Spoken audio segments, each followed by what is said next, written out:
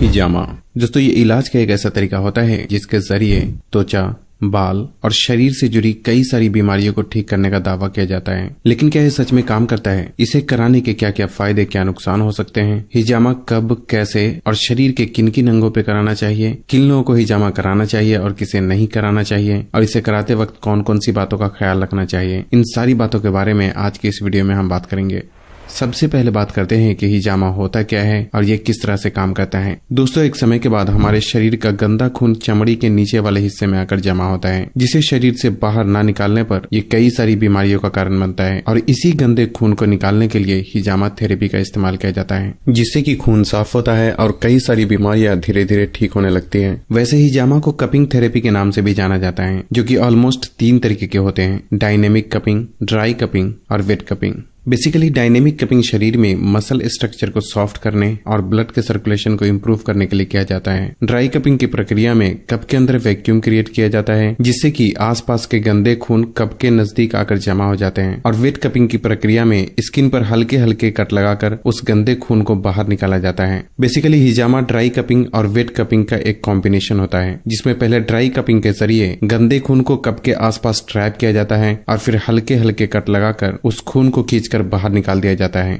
अब यहाँ 3 अहम सवाल ये उठता है कि हिजामा कराने के क्या क्या फायदे हो सकते हैं, क्या इसे कराने में दर्द भी होता है, और स्किन पर कट लगने की वजह से हुए निशान को मिटने में कितने समय लगते हैं। दोस्तों, हिजामा कराने के अनगिनत फायदे होते हैं, जिसे गिनकर तो बिल्कुल भी नहीं बताया जा सकता, क्योंकि ज्यादातर बीमारी खून में गंदगी जमा होने की वजह से ही शुरू होती है। और हिजामा करने की प्रक्रिया में शरीर के अंदर से गंदे खून को खींचकर बाहर निकाल दिया जाता है, जिससे कि बॉडी में एक हल्कापन महसूस होने के साथ साथ कई सारी बीमारियां भी धीरे धीरे ठीक होने लगती है। जहाँ तक दर्द और स्किन पर आए निशान का सवाल है, तो यहाँ इस बात का समझना जरूरी है कि हिजामा की प्रक्रिया में कट्स स्किन के ऊपरी हिस्से पर ही लगाया जाता है, जिससे कि दर्द भी बिल्कुल ना के बराबर महसूस होता है और कट्स के निशान भी ज्यादातर 1 हफ्ते के अंदर अंदर ही खत्म हो जाते हैं। अब बात आती है कि हिजामा किन लोगों को कराना चाहिए और किसे नहीं कराना चाहिए। दोस्तों, वैसे तो औरत हो या मर्द, पूरी तरह से तंदुरुस्त व्यक्ति भी बॉडी को डिटॉक्स करने के लिए हिजामा करा सकते हैं, क्योंकि वक्त के साथ साथ हर किसी के खून में गंदगी जमा हो ही जाती है, जो कि बाद में कई तरह की बीमारी का कारण बन सकती है। लेकिन खासकर जिन लोगों में स्किन से जुड़ी प्रॉब्लम जैसे कि एक्नी, पिंपल्स, एक्जिमा, सोराइसिस, बालों का झड़ना या गिरना, लीवर से जुड़ी problem, high blood pressure, high cholesterol, arthritis यानी जोड़ों का दर्द, माइग्रेन, बार बार होने वाला सर दर्द, हार्मोनल प्रॉब्लम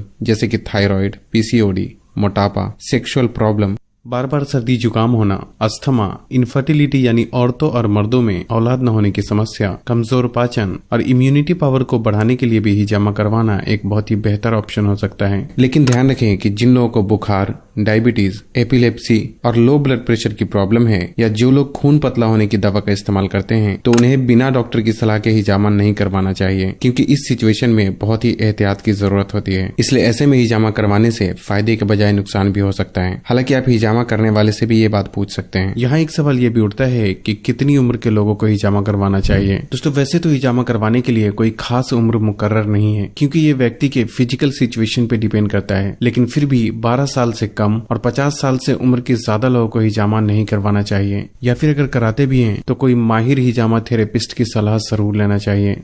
अब बात आती है कि शरीर के किन किन हिस्सों पर हिजामा करवाना चाहिए। दोस्तों, हर अलग अलग प्रॉब्लम के लिए शरीर के अलग अलग हिस्से पर हिजामा किया जाता है, इसलिए आपको जो भी प्रॉब्लम है वो हिजामा थेरेपिस्ट यानी हिजामा करने वाले को बताएं, क्योंकि उन्हें पता होता है कि किस प्रॉब्लम में शरीर के कौन से हिस्से पर हिजामा करवाना चाहिए।